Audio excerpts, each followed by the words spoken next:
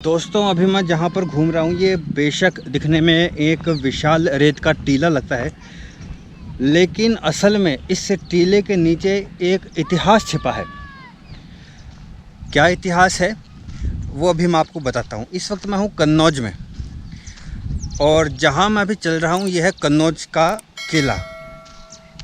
ये जो रेत का टीला है इसके नीचे कन्नौज का किला दबा हुआ है, उसके अवशेष मैं अभी आपको दिखाऊंगा।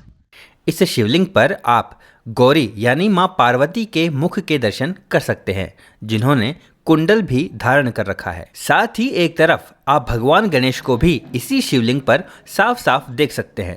ये माता फूलमती देवी किसी के भी आंखों में लाल छर हो जाती है, सफेद दाग शरीर में हो जाते हैं। इनका जल लगाने से 24 घंटा जब लगता है, जब वही चीज रुक जाती है।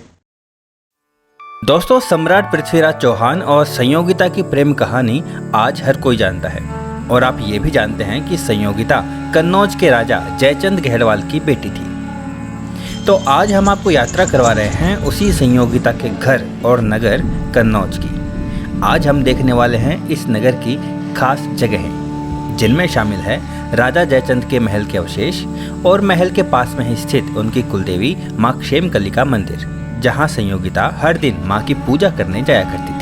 साथ ही हम देखेंगे गौरी शंकर नाम से विख्यात एक ऐसा अद्भुत और अद्वितीय शिवलिंग जैसा इस संसार ने और कहीं नहीं देखा। और साथ ही हम यहाँ की आराध्या माँ फूलमती के भी दर्शन करेंगे, जहाँ माँ के कुंड का पानी भी चमत्कारी है। इनके अलावा और भी बहुत कुछ है, तो शुरू करते हैं आज की यात्रा। कन्नौज, जिसका प्राचीन नाम था कान्यकुब्ज, पंचगौड़ ब्राह्मणों में कान्यकुब्ज ब्राह्मणों की उत्पत्ति इसी नगर की है।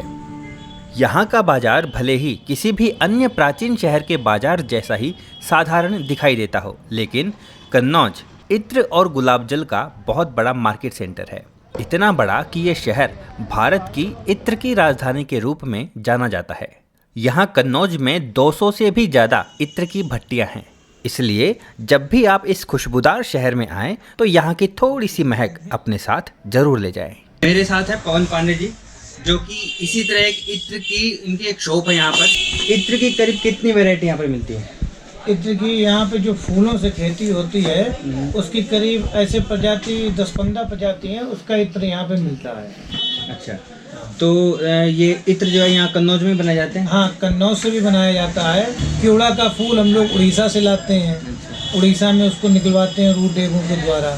अब यहाँ पे जैसे बेला है, गुलाब है और मेहंदी है, इस प्रकार से गेंदा है, इस प्रकार के जो फूलों कन्नौज में होते हैं उन फूलों के कन्नौज से निकालते हैं। रेंज क्या है? Price range? प्राइस रेंज अलग अलग है। जो गुलाब की नेचुरल रूह मिलेगी वो करीब 10 लाख रुपए केजी मिलेगी।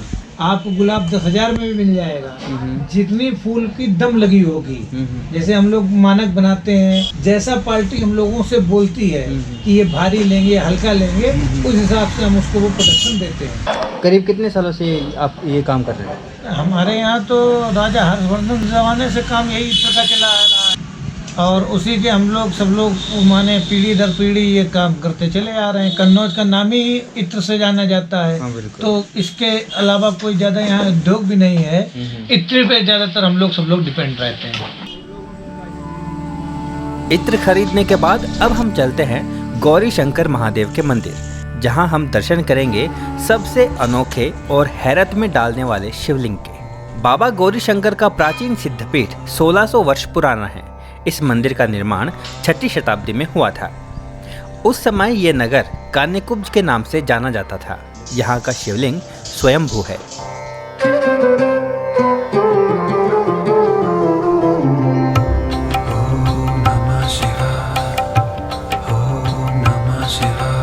इस चमत्कारी शिवलिंग की खासियत ये है कि यह शिवलिंग अर्धनारीश्वर के रूप में है। इस शिवलिंग पर आप गौरी यानी मां पार्वती के मुख के दर्शन कर सकते हैं, जिन्होंने कुंडल भी धारण कर रखा है। इसीलिए इन्हें गौरी शंकर कहा जाता है। साथ ही एक तरफ आप भगवान गणेश को भी इसी शिवलिंग पर साफ साफ देख सकते हैं। और ये सब किसी ने इस शिवलिंग पर उकेरा नहीं है, बल्कि ये अनोखा शिवलिंग पूरी तरह प्राकृतिक है और ये स्वयं ही जमीन से बाहर निकला था। रामचरितमानस में भी इस शिवलिंग का उल्लेख है।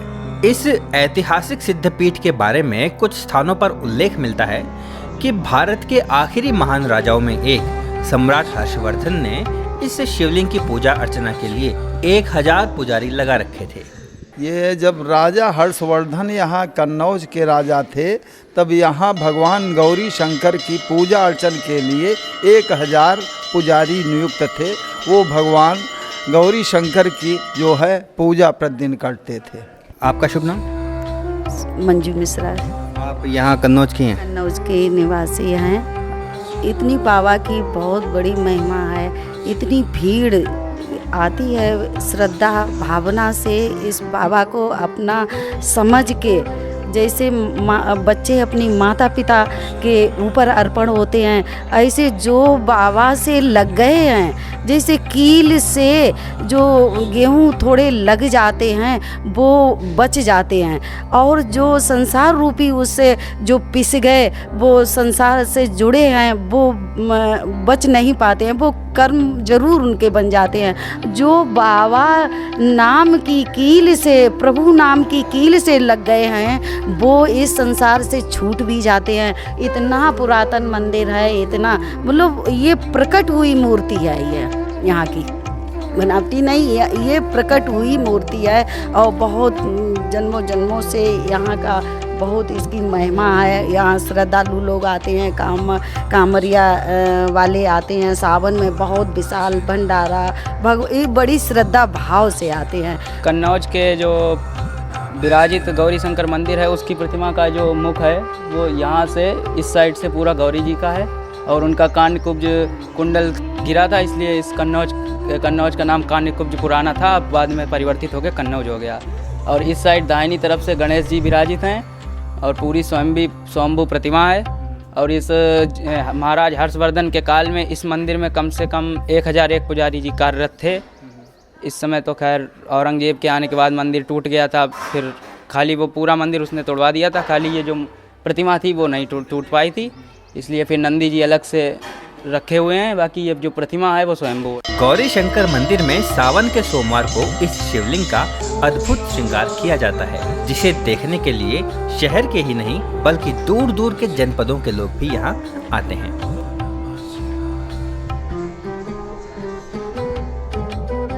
अब आगे बढ़ते हुए हम राजा जयचंद और संयोगिता के महल के अवशेष देखने से पहले हम चलते हैं कन्नौज के एक और चमत्कारी स्थान पर, माँ फूलमती का मंदिर। माँ फूलमती का ये मंदिर कन्नौज मकरंद नगर मार्ग पर स्थित है। इत्र और इतिहास की नगरी में स्थित इस सिद्धपीठ की मान्यता कन्नौज ही नहीं बल्कि देश के कई राज्यों में है।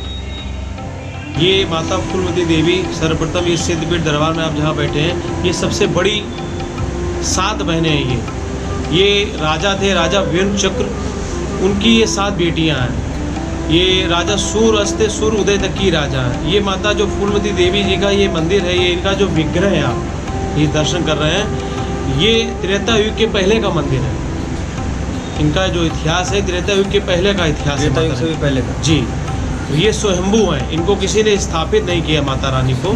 ये स्वयंभू 7 बहनें कन्नौज में विराजमान है। सर्वप्रथम ये फूलमती देवी माता रानी है। इस मंदिर की प्राचीन मान्यता है कि मंदिर में स्थापित मां फूलमती की प्रतिमा को स्नान कराए जल को जो भी भक्त श्रद्धा पूर्वक अपनी आंखों में लगाता है उसकी आंखों की रोशनी बढ़ जाती है और वो दोबारा कभी नहीं जाती। इनको हम लोग सुबह जब स्नान कराते हैं, इनका श्रृंगार करते हैं, जो इनका यहाँ पर जल निकलता है, इनकी जो माता रानी की कृपा या भक्तों के ऊपर आशीर्वाद या विशेषता है वो ये है कि सभी धर्मों को लोग यहाँ आते हैं, हिंदू मुस्लिम सभी लोग। अच्छा। इनका जो सुबह जल निकलता है हम लोग स्नान कराते हैं, इसको यहाँ पर नीर बोलते हैं। अच्छा। वो नीर से किसी के भी आंखों में लाल छर हो जाती है। अच्छा। एक लाल आँख होना अलग, एक लाल छर ऐसी पड़ जाती है, लाल आँख हो जाती है। अच्छा। सफ़ेद दाग शरीर में हो जाते हैं, एक तो बचपन से होते हैं कुदरती, एक बीच में कभी कभार निकल आते हैं लोगों के, और आपके शरीर में कभी कभार आप सुनते हो कि देवी या कहीं पर चेचक बोलते हैं, उसको निकल आते हैं दाने बड़े बड़े।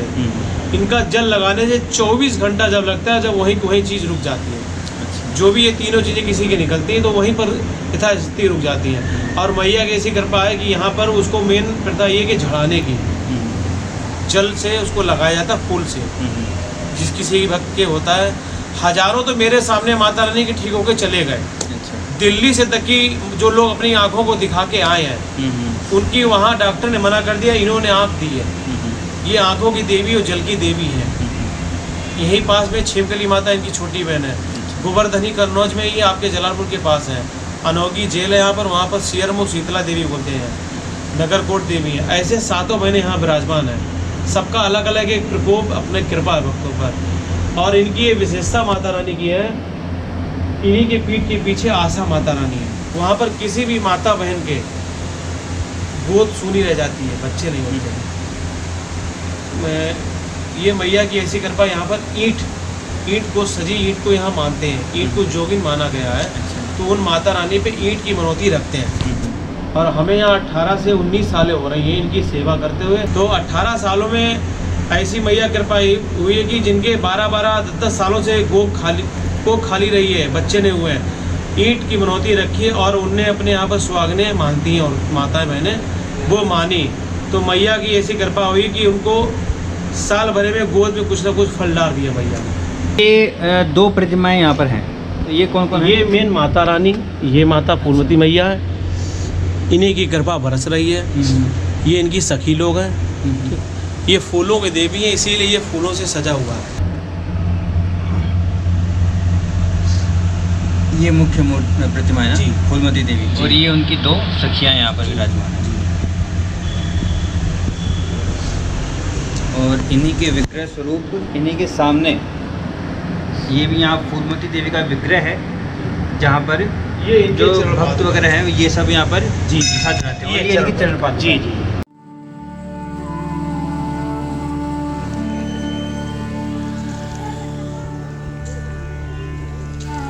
अब हम चलते हैं राजा जयचंद के किले के अवशेष देखने। किले के ठीक नीचे सड़क पर आप राजा जयचंद की प्रतिमा देख सकते हैं।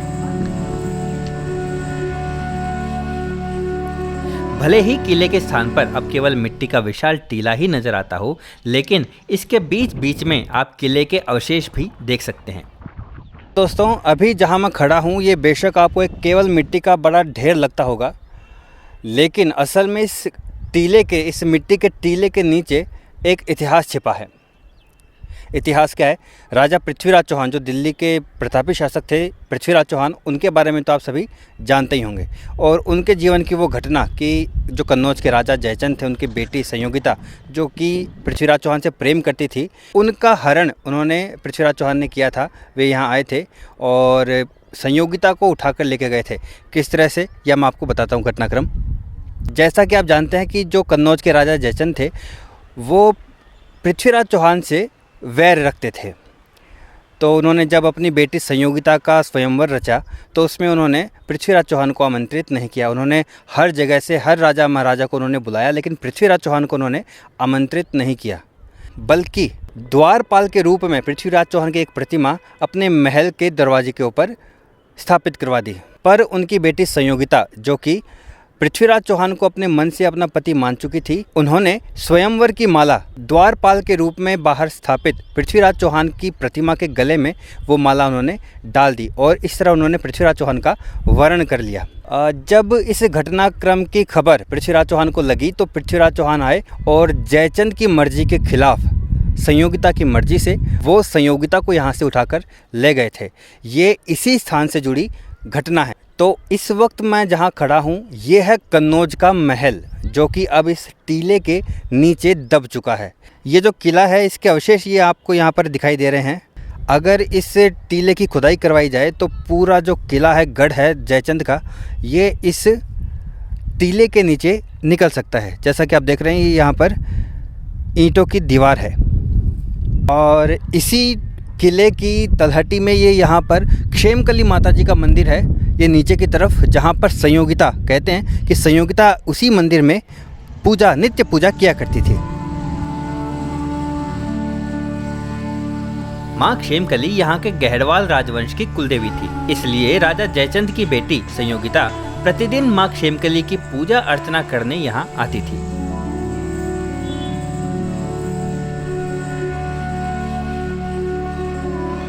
यहाँ रखे इस बोर्ड पर क्षेमकली देवी के बारे में बताया गया है कि कन्नौज में वेणु नाम के प्रतापी राजा हुए हैं इनकी 7 कन्याओं में क्षेमकली देवी भी हैं और राठौड़ राजकुल की ये मुख्य देवी थी। कहते हैं कि जयचंद्र की पुत्री संयोगिता इन्हीं की पूजा किया करती थी। आज भले ही मां गंगा की धारा इस मंदिर से करीब 4 किलोमीटर दूर चली गई है, लेकिन किसी समय पतित पावनी गंगा की धारा इस मंदिर को छूकर निकलती थी। तब एक दिन सम्राट पृथ्वीराज चौहान अपने प्रवास के समय यहाँ से गुजरते हुए इस मंदिर में आए थे। उसी समय संयोगिता ने उन्हें पहली बार देखा और उन्हें देखते ही मन उनसे प्रेम करने लगी। दोस्तों, मां क्षेमकली की कृपा से कभी संयोगिता को सम्राट पृथ्वीराज चौहान जैसा वर मिला था, तो आज भी किशोरियों के अच्छे वर के लिए मां क्षेमकली वरदान साबित है। यहाँ की स्थानीय किशोरियाँ अच्छे वर के लिए मां की पूजा करने यहाँ नियमित रूप से आती हैं। दोस्तों, इस मंदिर की एक विशेषता ये भी है कि ये भारत का ऐसा पहला मंदिर है जिसका गुंबद नहीं बना हुआ है। यहाँ देवी की प्रतिमा खुले में ही रखी है। कई बार भक्तों ने मंदिर पाटने का भी प्रयास किया, लेकिन रात के समय लेंटर अपने आप ही गिर जाता है। साथ ही इस मंदिर की एक और महिमा यहाँ के लोग बताते हैं कि ये मंदिर रात भर बंद रहता है, लेकिन रात को कभी कभी इस मंदिर में घंटों की आवाजें सुनाई देती हैं और फिर सुबह जब मंदिर के द्वार खोलकर पुजारी अंदर जाता है तो उसे माता की मूर्ति पर पुष्प चढ़े हुए मिलते हैं।